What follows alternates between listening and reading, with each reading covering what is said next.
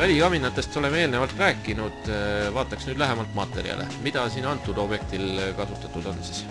Selle kamina puhul on kasutatud saetud baasi, mis tänu oma siledale pinnale sobib hästi modernsesse linnakeskkonda. Samas tänu siledale pinnale on teda lihtne hooldada. Kolde ümbruses on kasutatud massiivseid paesilluseid.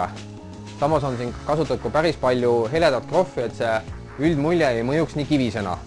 Samas pliidi ümbruses ja pliidi kõrval on kasutatud lihvitud baasi, et kuumade pannide pottidega oleks lihtsam askeldada.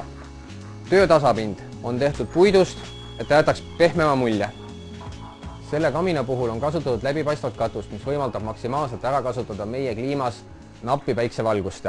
Samas nõuab selline katus rohkem hoolt, eriti puude all, kuna kogu sodi, mis siia peale langeb, on altpoolt näha.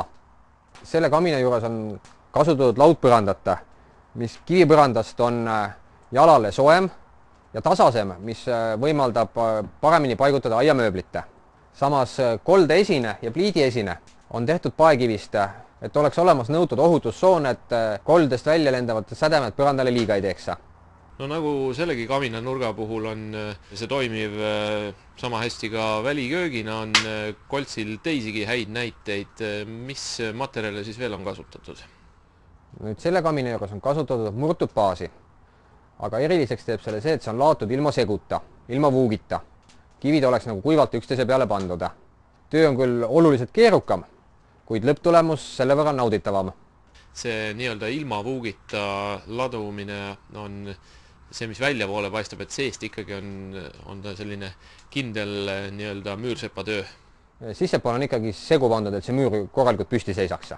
Teine objekt hoopis kaalukam, see siis maja on väljast saanud samamoodi murtud paese katte ja see on siis loomulikult vuugiga.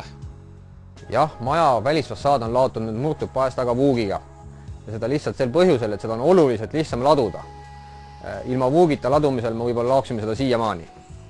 No kui selle sama maja kõrval vaadata üht teist hoonet, see on nüüd kinda krohviga nii-öelda rahvakeeles kaetud.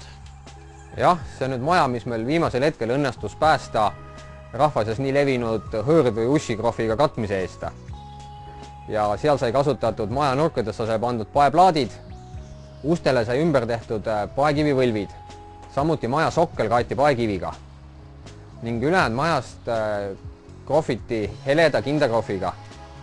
Niisiis tegelikult on tegu täitsa uue majaga, kuigi välimuse järgi võiks arvata, et see võib olla mõni vana mõisahoone üles putitatud.